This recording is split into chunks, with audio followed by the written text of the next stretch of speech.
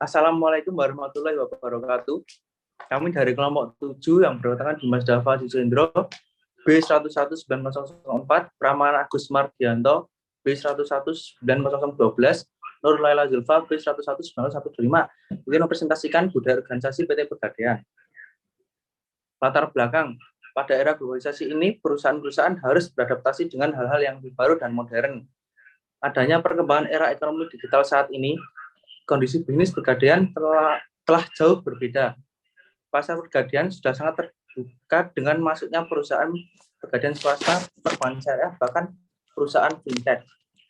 PT Pegadaian Persero telah mengakui bahwa hal itu dapat membuat pertumbuhan perusahaan tidak bisa tumbuh secara agresif. Pegadaian adalah anak perusahaan Bank Rakyat Indonesia yang bergerak pada 3 lini bisnis, yakni pembiayaan, emas, dan aneka jasa. Perusahaan umum Pegadaian adalah satu-satunya badan usaha di Indonesia yang secara resmi punya izin untuk melaksanakan kegiatan lembaga keuangan. Selanjutnya, fenomena budaya organisasi Pegadaian Cabang Sukoharjo. Fenomena budaya organisasi di PT Pegadaian Cabang Sukoharjo untuk mendukung terwujudnya visi dan misi, maka telah ditetapkan budaya perusahaan yang harus dipelajari, dipahami, dihayati, dan dilaksanakan oleh seluruh insan Pegadaian, yaitu jiwa akhlak terdiri dari amanah, kompeten, harmonis, loyal, adaptif, dan kolaboratif.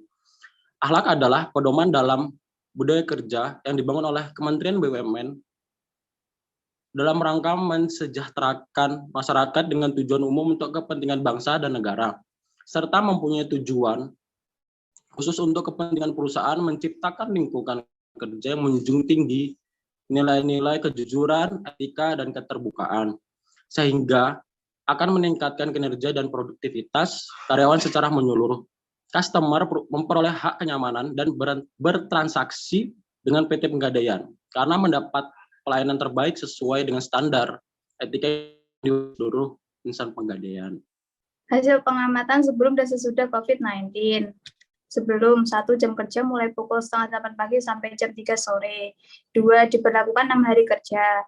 Sesudah 1 jam kerja dimulai pukul 9 pagi sampai jam 2 siang. 2 6 hari kerja diberlakukan sebagian karyawan WHF.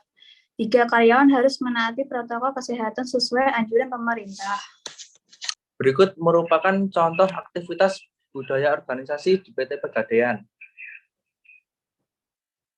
Selanjutnya, tipe organisasi. Pertama, tipe budaya hierarki dan adorasi. Hierarki culture, budaya kerja hierarki lebih menekankan konsep lingkungan kerja yang lebih formal dan terstruktur. Kendali dari perusahaan sepenuhnya dipegang oleh orang-orang yang memiliki jabatan tinggi di perusahaan, karena mereka dinilai memiliki pengalaman serta kemampuan dan layak untuk dijadikan panutan. Perusahaan akan berjalan dengan baik dan sebagaimana mestinya apabila seluruh jajaran perusahaan mematuhi aturan-aturan hierarki yang bersifat tegas dan tetap digunakan.